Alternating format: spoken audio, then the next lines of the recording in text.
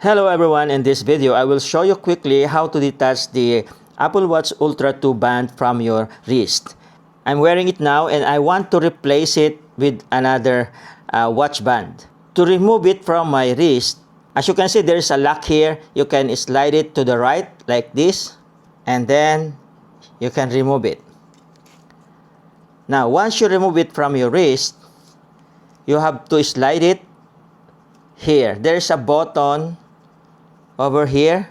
I hope you can see it. There's a button over here to slide it. Slide it to the left like this. And the other one, just press the button and slide it to the left like this. Easy. And now I have this without the wristband. What we're gonna do is to replace this band with this wristband, the black one. This is the head of the Apple Watch Ultra 2. And I will now attach the new band. So you can slide it from the right to the left like this. And it snaps. And it's locked.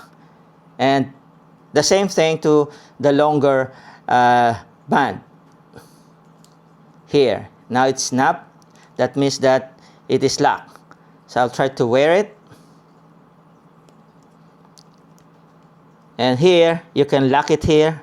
And also insert this band here, and it's now secure. And this is how to replace the wristband, easy and fast. Thank you for watching.